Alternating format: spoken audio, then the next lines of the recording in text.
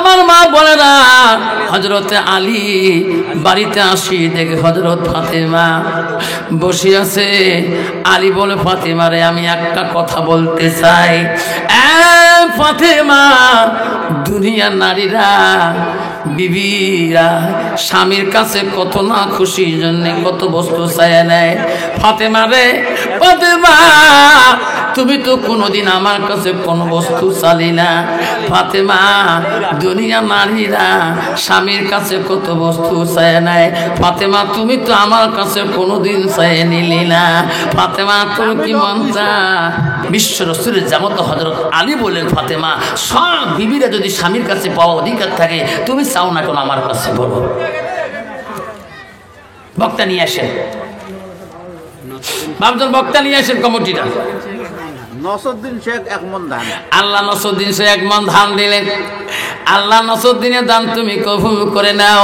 আল্লাহ তার জীবনের গুনাহ করে তুমি মাফ করে দাও। হযরত আলী বলেন ফাতেমা রে তোর কি মনটা চাই না? ফাতেমা আমার কাছে যদি তুমি কিছু চাও আমি বড় অত্যন্ত খুশি হয়ে যাব। ফাতেমা বলছে স্বামী গো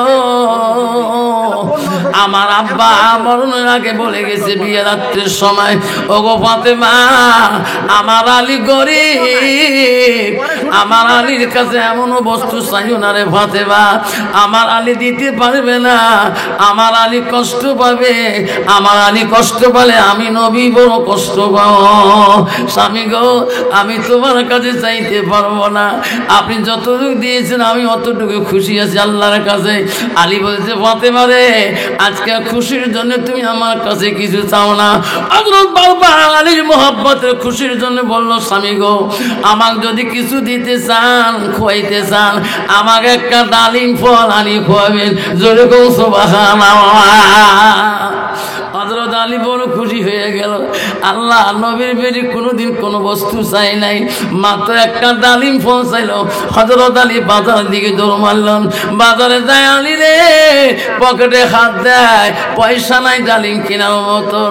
আলীর মন বড় মলিন হয়ে গেল। আল্লাহ নবীর বেরি কোনো খাইতে চাই নাই, আমি জোর করি বলছিলাম। ফাতেমা বলছে স্বামী গো আমাকে যদি কিছু খাইতে চান একটা ডালিম আনি খাইবেন।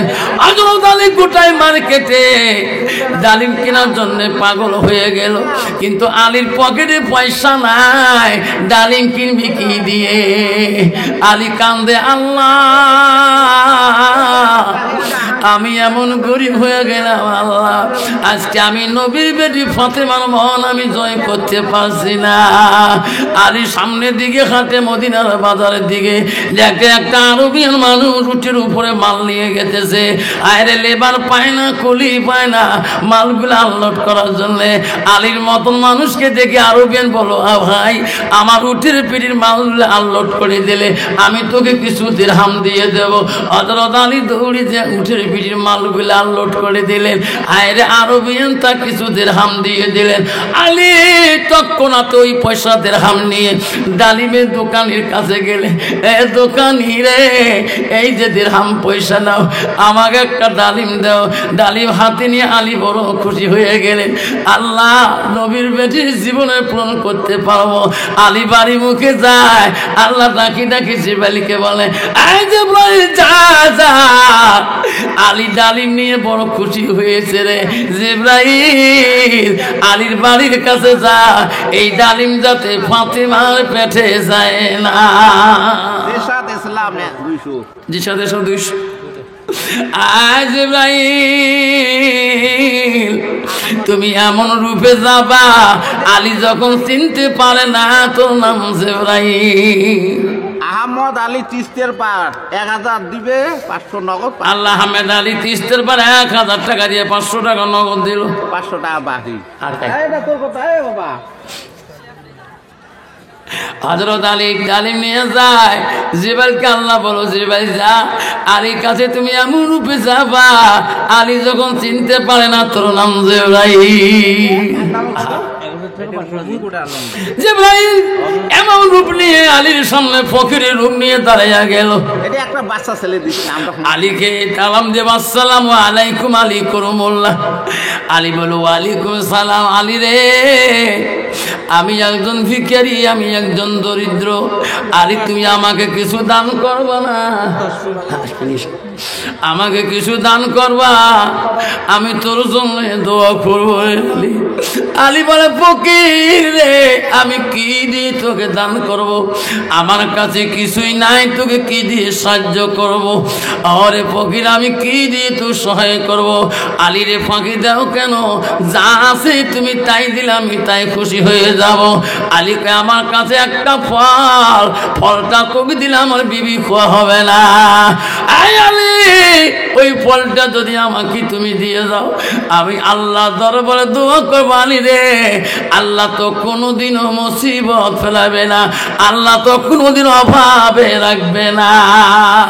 হযরত আলী চিন্তা করলো, আল্লাহ আমার নবী রাসূল বলে গেছে মরণ আগে, আলী রে পথের মাঝখানে কোনো সওয়ালি কোনো ফকিরি পাইলে কিছু থাকলে তুমি না করিও না, কিছু হলেও তোকে দান করিয়া যাবা। আলী মনে মনে ভাবে রে, একটা পালিম আমার ফকিরকে দেব না আমার বিবি ফাতেমাকে খাওয়াবো। এই মাবুদ, ফকির যদি ফিরে যায় জীবনে আর দেখা হবে না। কোন দার থেকে আসছে আমিও তো চিনি না। ফাতেমা জীবনে বেঁচে থাকলে আমি ফাতেমাকে একদিন ডালিম খোয়াইতে পারবো। আল্লাহ আমি নবীর হাদিস তো অমান্য করতে পারি না। হযরতে আলীর মোহাব্বতের ডালিমটা ওই ফকিরকে দান করে দিল। যেরকম সুবহানাল্লাহ।